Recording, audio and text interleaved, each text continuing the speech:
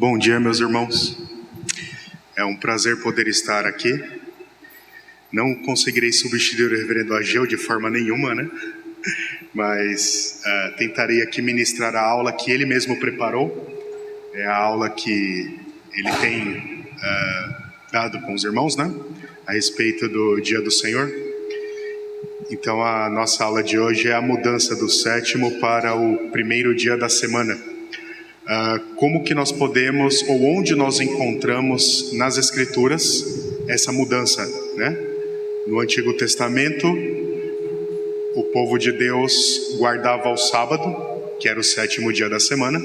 No Novo Testamento, passa-se a guardar o primeiro dia da semana, e nós somos, então, parte desse momento, né? Guardamos o primeiro dia da semana, o domingo. Então, onde está na Bíblia a base para a mudança do sabá, que significa descanso, do sétimo dia para o primeiro dia da semana, né? Onde que nós podemos, quais as passagens que nós podemos encontrar essa mudança, essa referência? Então, no Novo Testamento, a mudança, ela se torna visível a partir de um episódio muito importante para a vida do povo de Deus, que é o momento da ressurreição de Cristo, né? Então, Cristo ressuscita, e esse marco se torna muito importante para o povo de Deus e para essa mudança do dia ser guardado, né? Então, a igreja passou a se reunir a partir desse momento, a partir da ressurreição de Cristo, no primeiro dia da semana, como forma de marcar esse grande evento, de tornar esse evento, esse momento da história, como importante, como algo a ser visto e guardado por nós, né? Esse evento é a vitória de Cristo sobre a morte. Então, é necessário que nós celebremos esse momento, guardando sempre o primeiro dia da semana. Por isso, o primeiro dia da semana passou a ser chamado de domingo, que vem do latim Dominus Dei, que significa dia do Senhor. Então, o dia do descanso passa a ser chamado dia do Senhor. Nós temos esse dia para dedicá-lo ao Senhor, as nossas vidas voltadas para Deus, para o Senhor, para descansar, para estar na casa de Deus, adorando, servindo Ele, fazendo tudo aquilo que é espiritual, como é responsabilidade nossa fazer, né? Obras espirituais. E Simon Kistemaker, que é um comentarista bíblico, né? Ele diz que é o dia da ressurreição do Senhor, o primeiro dia da semana. E no fim do primeiro século, os cristãos haviam começado a se referir a ele não como primeiro dia da semana, mas como o dia do Senhor. E nós podemos comparar essa expressão que ele usa lá em 1 Coríntios 11, 20. Vamos abrir as nossas Bíblias? 1 Coríntios 11, 20.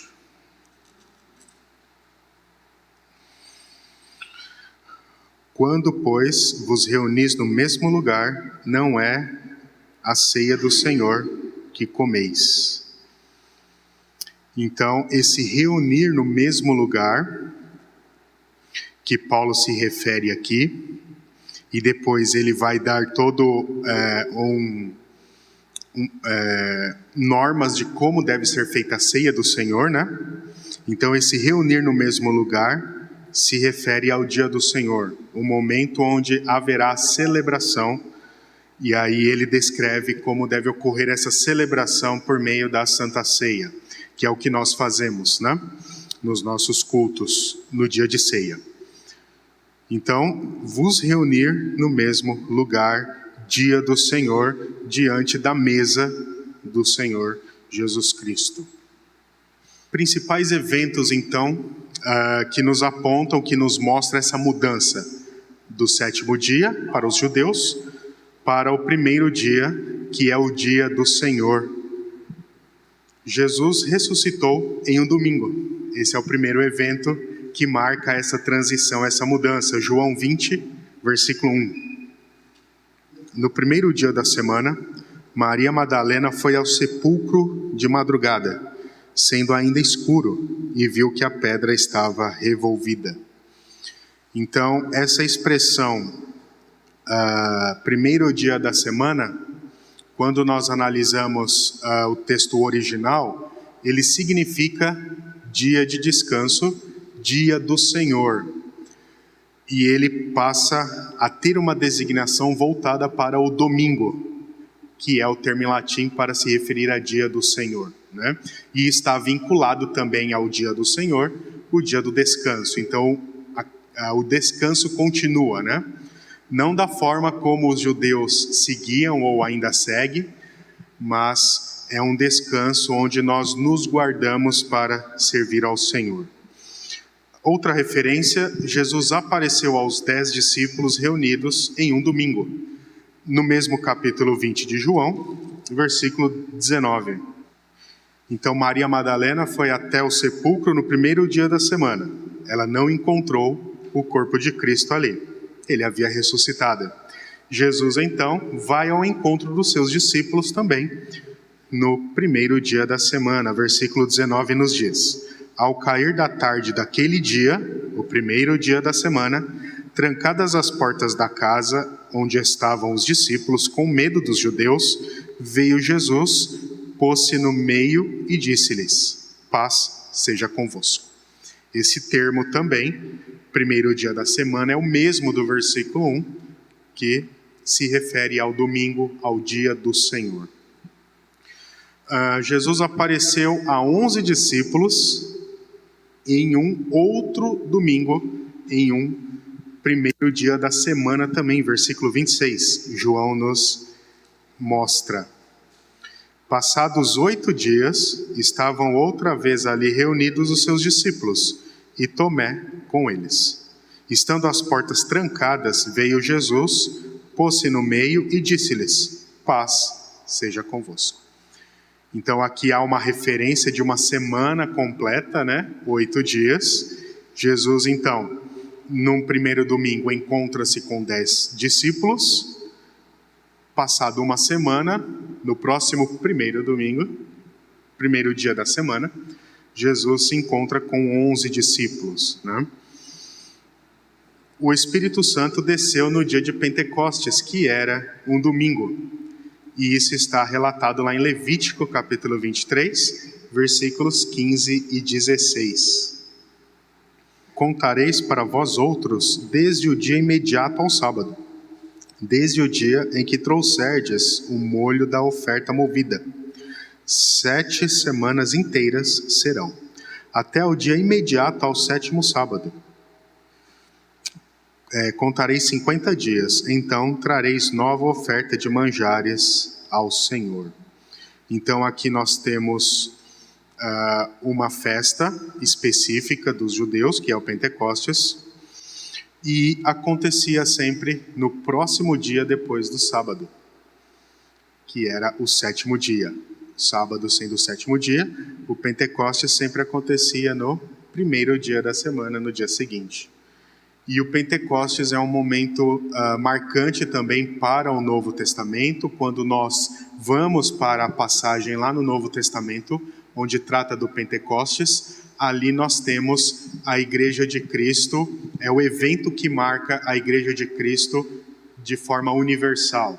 Tanto gentios quanto judeus fazendo parte da Igreja de Cristo, fazendo parte do povo de Deus. Então, o povo de Deus deixa de ser apenas os judeus, passa a ser também dos gentios. Então, gentios e judeus fazendo parte do povo de Deus. E o que marca isso é o Pentecostes, que acontece também no Novo Testamento, no primeiro dia da semana. A semelhança aqui do Novo Testamento, do Antigo Testamento, que nós lemos aqui em Levíticos. Nesse mesmo domingo, o primeiro sermão sobre a morte e ressurreição de Cristo foi pregado por Pedro. E temos ali os 3.000 convertidos. Então, fazendo parte ali do mesmo evento, nós temos Pedro pregando a respeito de Cristo. e temos então a conversão dos 3.000, Atos capítulo 2, versículo 14. Então se levantou Pedro com os 11 e, erguendo a voz, advertiu-os nestes termos: varões judeus e todos os habitantes de Jerusalém, tomai conhecimento disto e atentai nas minhas palavras. E o versículo 15: estes homens não estão embriagados, como viste pensando, sendo esta a terceira hora do dia. Então, Pedro prega ali no Pentecostes, que está acontecendo no primeiro dia da semana, um domingo. Então, eventos que nos provam, que nos mostram essa mudança. Os judeus guardavam o 7º dia. Nós passamos a guardar o primeiro dia da semana, o domingo, porque no Novo Testamento, os principais eventos para o povo de Deus estão acontecendo sempre no primeiro dia da semana, para justamente marcar essa mudança, essa passagem. Tudo começou com a ressurreição de Cristo, o principal dos eventos para nós. Alguns outros eventos também. Em Troade, os crentes se juntaram para adorar num domingo. E notemos que eles deixaram passar o sábado para fazerem o culto no domingo. Atos 20, versículos 6 e 7. Depois dos dias dos pães asmos, navegamos de Filipos e em 5 dias fomos ter com eles naquele porto, onde passamos uma semana. No primeiro dia da semana, estando nós reunidos com o fim de partir o pão, Paulo, que devia seguir viagem no dia imediato, exortava-os e prolongou o discurso até a meia-noite. Então nós temos um culto acontecendo no domingo, primeiro dia da semana, com a Santa Ceia. Paulo, então, pregando e exortando ali aqueles homens no primeiro dia da semana. Paulo também instruiu crentes para trazerem as suas contribuições no domingo, dia em que eles estavam juntos para cultuar. 1 Coríntios, capítulo 16, versículo 2. Podemos ler o 1 e o 2. 1 Coríntios 16, versículos 1 e 2. Quanto à coleta para os santos, fazei vós também como ordenei às igrejas da Galácia. No primeiro dia da semana, cada um de vós ponha de parte, em casa, conforme a sua prosperidade, e vá juntando, para que se não façam coletas quando eu for. Então, Paulo aqui incentivando, instruindo a igreja a coletarem ofertas para os pobres. Quando nós olhamos para os cultos reformados, nas liturgias dos reformadores, nós temos ali um momento do culto onde há as ofertas para os pobres. Além do momento do dízimo, os reformadores tinham esse momento onde as pessoas ofertavam para aqueles que passavam necessidade, aqueles que tinham mais necessidade. Então, a coleta para as pessoas da igreja que têm mais dificuldade acontecendo no próprio culto, durante a celebração do culto como uma parte litúrgica. E os reformadores então se basearam em Paulo para fazer essa coleta aos necessitados, não substituindo o dízimo. Além do dízimo, a coleta da oferta aos pobres. Jesus apareceu a João na ilha de Pátimos em um domingo. Apocalipse 1:10. Achei-me em espírito no dia do Senhor, e ouvi por detrás de mim grande voz, como voz de trombeta. Então foi num domingo que Jesus apareceu para João e deu a ele todas aquelas visões presentes, relatadas aqui no livro de Apocalipse. Então são eventos que marcam essa transição. Aconteceram justamente para nos apontar, para nos marcar qual deveria ser o dia da reunião dos servos de Deus para o culto a Ele. Domingo, primeiro dia da semana. tanto esta passagem de João quanto a de Pentecostes foi algo interessante para mim, porque eu nunca tinha reparado. Então, nessas outras passagens dos evangelhos, parece que é mais claro para nós, mas é muito claro também essas outras passagens a qual nós passamos o olho rápido e não prestamos muita atenção, né?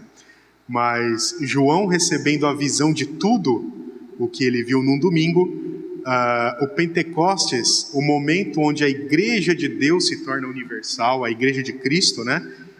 Acontecendo no domingo. Então tudo isso marcando, mostrando para nós a importância de nós guardarmos esse dia para o Senhor realmente. Por isso que nós encontramos como dia do Senhor, os autores bíblicos apontando como sendo o dia do Senhor. Nós temos os dias para nós realizarmos todas as nossas atividades, né, durante a semana, mas um dia necessita ser para o Senhor. O dia onde nós vamos descansar o nosso corpo, onde nós vamos utilizar esse dia para todas as obras que temos que realizar, obras espirituais, né? E servir ao Senhor na casa dele, a qual ele nos leva, né? Ele nos traz até aqui para adorá-lo e também para aprender mais dele. Em outras palavras, em um primeiro dia, Deus iniciou a sua criação. Em um primeiro dia, Cristo iniciou a ressurreição. E em um primeiro dia, o Espírito Santo iniciou a consumação. Então nós temos a tríade importante para a nossa vida cristã, né? Criação, ressurreição e consumação. Tudo isso acontecendo num primeiro dia. Tudo isso acontecendo no dia do Senhor, que é o domingo. Junto com as passagens bíblicas, nós temos também um testemunho histórico, testemunhos históricos a respeito dessa mudança, né? O testemunho da história da igreja confirma essa mudança de dia. Os sabatistas costumam ensinar erroneamente que a igreja cristã só passou a cultuar no domingo a partir de um decreto do imperador Constantino no IV século. Contudo, nós podemos observar na história homens, pais da igreja, que já se referiam a isso antes do IV século. Então não foi a partir do IV século que o domingo passou a ser o dia do Senhor. Nós vimos aqui no Novo Testamento, primeiro século, e nós temos também pais da igreja servindo ao Senhor, separando esse dia para o Senhor. Então o primeiro é Barnabé, 96 a 98 depois de Cristo, escrevendo essa epístola de Barnabé. E ele diz: por fim, o Senhor lhe disse: não tolero vossos novilúnios e vossos sábados. Isaías 1:13. Observai como disse: não aceito os vossos sábados de agora, mas aquele que eu fiz, aquele em que fazendo descansar todas as coisas, farei o início de um 8º dia, isto é, o início de um outro mundo. Justamente por isso nós celebramos também o 8º dia com regozijo, por ser o dia em que Jesus ressuscitou dentre os mortos, e depois de se manifestar, subiu aos céus. Então Barnabé, apontando que Jesus ressuscitou no primeiro dia, apareceu aos seus discípulos também no primeiro dia da semana, domingo. Então passa-se a ser o dia do Senhor, o domingo, né? Ou para ele aqui ele usa o 8º dia, depois de uma semana completa, né? E a epístola de Barnabé foi escrita por volta do IV século. É o mais tardar, é o IV século que se pode ter registro dessa epístola. Ele pode ter escrito um pouco antes também. E foi uma das epístolas que ele escreveu e que em alguns manuscritos antigos, essa epístola de Barnabé faz parte do Novo Testamento. Então nós encontramos essa epístola agregada aos livros do Novo Testamento. Mas é uma epístola que nós entendemos não ser uma epístola pertencente ao cânon, né, revelado de Deus. Mas Barnabé, dando referência a nós aí ao primeiro dia da semana, e não ao sétimo. Inácio de Antioquia. Ele diz assim: assim os que andavam na velha ordem das coisas chegaram à novidade da esperança, não mais observando o sábado, mas vivendo segundo o dia do Senhor, que é o domingo, no qual nossa vida se levantou por ele e por sua morte, embora alguns o neguem. Mas é por esse mistério que recebemos a fé, e por ele é que perseveramos, para sermos de fato discípulos de Jesus Cristo, o nosso único mestre.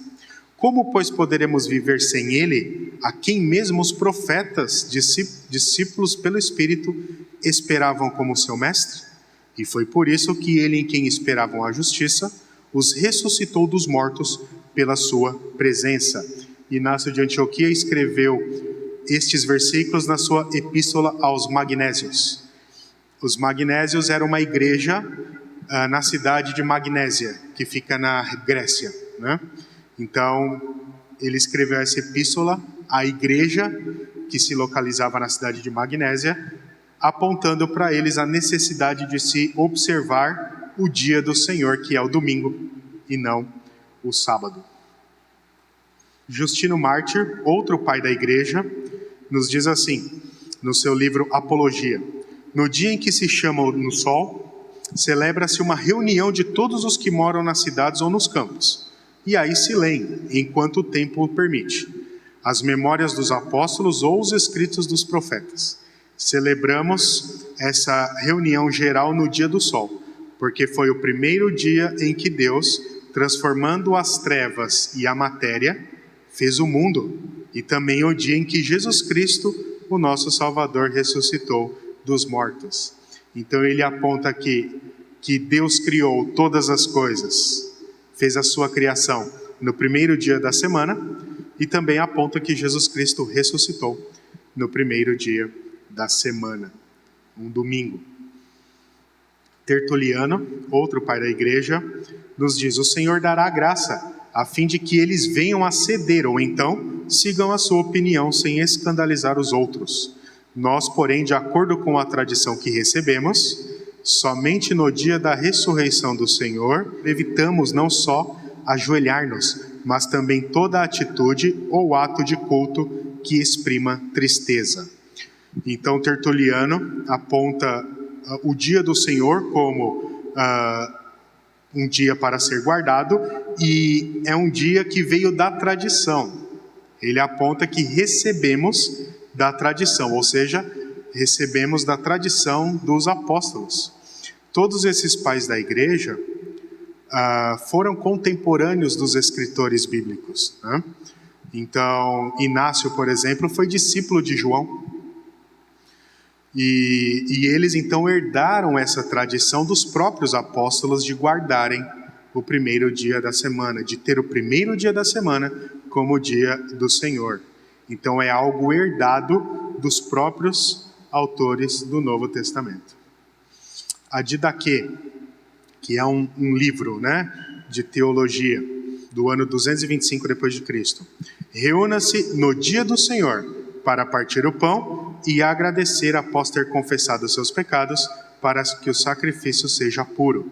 Então aqui nós temos na Didaquê o dia do Senhor para a celebração da ceia e para a confissão dos pecados.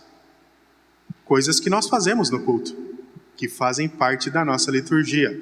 A celebração da ceia, no domingo que há a ceia, e a confissão de pecados como um momento ali do culto, onde o povo reunido confessa os seus pecados. Orígenes, portanto, não é possível que o dia de descanso após o sábado passasse a existir a partir do sétimo dia de nosso Deus. Pelo contrário, é o nosso Salvador que, segundo o padrão do seu próprio descanso, nos fez ser feitos à semelhança de sua morte, e portanto também de sua ressurreição. Orígenes fazendo comentário da passagem de João, capítulo 2, 28. Então, Orígenes dizendo que, por causa da ressurreição de Cristo, é necessário que nós, seus servos, guardemos esse dia. Esse dia que marca esse grande evento, a vitória de Cristo, né, sobre a morte. Victorinos, escrevendo a respeito da criação do mundo, ele diz assim: o sexto dia é chamado Parasceve, ou seja, a preparação do reino. Também nesse dia, por causa da paixão do nosso Senhor Jesus Cristo, fazemos uma estação para Deus e um jejum. No sétimo dia, ele descansou de todas as suas obras e o abençoou e santificou. No primeiro dia, estamos acostumados a jejuar rigorosamente para que no dia do Senhor possamos sair ao nosso pão com ações de graças. E deixe o Parasceve se tornar um jejum rigoroso, para que não pareçamos observar qualquer sábado como os judeus, cujo sábado ele, Cristo, em seu corpo aboliu. Então, Victorinos nos diz que Cristo aboliu o cumprimento do sábado em seu próprio corpo. Então, ao morrer, ele levou consigo o cumprimento do sábado dos judeus, deixando para que o primeiro dia seja observado por nós. Porque ele morreu no sétimo dia, mas ressuscitou no primeiro dia. Então, ao morrer, levou consigo o cumprimento do sábado. Não precisamos mais cumprir o sétimo dia como descanso, mas devemos cumprir o primeiro, porque foi o dia que ele ressuscitou. E ao ressuscitou, nos deu essa nova vida, né? Possibilitou em nós a nova vida, a nossa ressurreição também.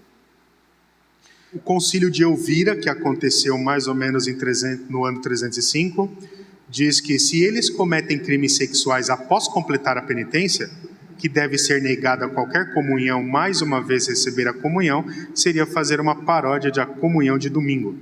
Se alguém que mora na cidade não frequenta serviços religiosos durante 3 domingos, deixe essa pessoa ser expulsa por um breve tempo, a fim de fazer o opróbrio público. Se um cristão confessa o adultério com uma mulher judaica ou pagã, a ele é negada a comunhão durante algum tempo. Se o seu pecado é exposto por outra pessoa, ele deve completar a penitência 5 anos antes de receber a comunhão de domingo. Então, este trecho do concílio trata da disciplina eclesiástica. Então, disciplina quanto a pecados sexuais, né? O adultério, e também disciplina para aqueles membros que deixam de frequentar a igreja durante 3 domingos seguidos. Então, eu não sei se continua assim, mas na minha época de UCP, quando a gente deixava de frequentar 3 reuniões seguidas, a gente era desligado da UCP. Não sei se continua assim na UCP ainda, né? Mas aqui, se o membro deixar de ir à igreja 3 domingos seguidos, ele tem que ser disciplinado, porque isso é um apontamento de que ele está se afastando dos caminhos de Deus, né? Então, a comunhão do domingo, nos diz aqui o concílio de Elvira. Eusébio de Cesareia, 312. Eles, os primeiros santos do Antigo Testamento, não se importavam com a circuncisão do corpo, nem nós, os cristãos. Eles não se importavam em observar os sábados, nem nós. Eles não evitavam certos tipos de comida, nem consideravam as outras distinções que Moisés primeiro entregou à sua posteridade para serem observadas como símbolos. Nem os cristãos de hoje fazem tais coisas. Ele escrevendo um livro sobre a história da igreja, né? Capítulo 1. Então, falando de não se observar o sábado, mas se observar o primeiro dia da semana. E novamente ele diz, como sendo o único dia verdadeiramente sagrado, é o dia do Senhor. Atanásio, o sábado foi o fim da primeira criação. O dia do Senhor foi o início da segunda, em que ele renovou e restaurou o antigo, da mesma forma que prescreveu que eles deveriam anteriormente observar o sábado, como um memorial do fim das primeiras coisas. Com isso, honramos o dia do Senhor, como sendo o memorial da nova criação. Então, como nós vimos anteriormente, quando Cristo morreu, ele levou consigo o cumprimento do 7º dia, o sábado, que é o sabá para os judeus, né? Ele cumpriu, assim como ele cumpriu todas aquelas ordenanças prescritas no Antigo Testamento. Ao ressuscitar, ele deu início a um novo dia, o dia em que ele deve ser servido, em que Deus deve ser adorado, que no caso é o domingo, o primeiro dia da semana. Então, quando Cristo cumpriu todas as coisas do Antigo Testamento, o sábado também foi cumprido por Cristo ali na cruz. Não precisamos mais observá-lo assim como os judeus observam. Nós temos que observar o dia que ele ressuscitou, o dia do grande evento que marca a vitória dele, a nossa ressurreição também, quando ressuscitarmos para habitarmos os céus. Então, o primeiro dia da semana marca o início de todas as coisas. Marca o início dessa nova vida, dessa possibilidade de ressurreição para uma vida eterna ao lado de Cristo. E o Concílio de Laodiceia, em 360, eles nos dizem: os cristãos não devem judaizar e não devem ficar ociosos no sábado, mas devem trabalhar nesse dia. Deveriam, no entanto, reverenciar particularmente o dia do Senhor, e, se possível, não trabalhar nisso, porque eram cristãos. Então, uma orientação aos cristãos para que não trabalhem no domingo, mas tenham o domingo para servir ao Senhor, para dedicá-lo ao Senhor. E a conclusão: enfim, a mudança do dia do descanso é do 7º para o primeiro dia da semana, o dia do Senhor. E essa mudança tem base bíblica e comprovação histórica, como nós vimos, né? Não é por acaso que a esmagadora maioria das igrejas cristãs, de todos os tempos, guarda o domingo e tem nos seus catecismos e confissões históricos esta doutrina bem definida. Que Deus os abençoe para que cumpramos o 4º mandamento com fidelidade e alegria. Então é a conclusão que o reverendo Ageu nos faz, né? Desse cumprimento. Então, são argumentos que nós podemos utilizar quando adventistas, por exemplo, nos vêm, né, questionar por que não guardamos o sábado. Então, eles procuram nisso seguir os judeus, né? Assim como em outras observâncias que eles têm. E eles fazem isso erroneamente, porque Cristo cumpriu o sábado. Não precisamos mais guardá-lo. Ao cumprir, Jesus, é como se Jesus dissesse: vocês não precisam mais cumprir. Assim como tudo aquilo que os judeus observavam e praticavam no Antigo Testamento, né? Sacrifícios, circuncisão, ofertas, tudo aquilo que os judeus faziam, Jesus fez de forma maravilhosa. E nos é apresentado isso em Hebreus, né? Assim como nós vimos um pouquinho na pregação, né? A respeito de Cristo. Então o autor aos Hebreus nos diz que de forma perfeita, como nenhum homem poderia cumprir, Jesus cumpriu tudo aquilo que está no Antigo Testamento. E o sábado faz parte desse cumprimento. A orientação é para que nós, à semelhança dos apóstolos, da igreja presente ali no Antigo Testamento, dediquemos o primeiro dia da nossa semana para o Senhor, que é o domingo, né? Lembrando que domingo, em latim, significa dia do Senhor. Então nós temos um dia do Senhor, um dia para o Senhor. Então tudo aquilo que é espiritual pode e deve ser feito no domingo. O dia em que nós não fazemos nada para nós, né? Para a nossa vida cumprida nos outros dias da semana. Nós dedicamos esse dia ao Senhor. Porque ao dedicá-lo, nós estamos celebrando a ressurreição de Cristo. O evento mais importante, um evento, se me permitem usar, mais marcante para a nossa vida, para a vida da Igreja de Cristo. A ressurreição de Cristo foi algo essencial. Nos possibilitou nova vida, nos possibilitar a ressurreição também, para podermos habitar novos céus e nova terra ao lado dele, ao lado de Cristo. Então, ao guardarmos o domingo, nós estamos celebrando isso, a vitória de Cristo. Estamos celebrando que ele foi vitorioso sobre Satanás, que ele foi vitorioso sobre a morte, que ele foi vitorioso sobre o pecado. os nossos maiores inimigos. E que, por causa dessa vitória, é nos garantida a vida eterna. Então, no domingo é o dia para celebrar isso. Na igreja, com os irmãos, cultuando a Deus, ouvindo da sua palavra, dos seus mandamentos, e também com as nossas famílias, né? É o momento em que nós podemos sentar com as nossas famílias, já que o dia a dia é tão corrido, é tão complicado nos juntarmos, né, durante a semana, as famílias, mas o domingo é essa oportunidade para juntos celebrarmos e agradecermos a Deus essa vitória e essa vida eterna com Cristo, né? Então, cabe a nós a observância do domingo. Isso deve ser algo sagrado na nossa vida, né? Para aqueles que necessitam trabalhar no domingo, não há outra forma, né? Um dia da semana precisa ser reservado para isso. Para a vida dedicada a Deus, né? Leitura das Escrituras, estudo bíblico, oração, dia onde ações espirituais podem ser realizadas, né? Mas nós não podemos deixar de ter um dia para o Senhor. É importante estarmos na igreja. E é diferente cultuarmos na igreja do que cultuarmos em casa, né? Nós tivemos essa experiência nesse ano agora que se findou, né? Por isso que a igreja é tão importante, é um local tão importante. Porque com os nossos irmãos, presencial, nós podemos celebrar. E quando temos a ceia, celebramos isso visualmente, né?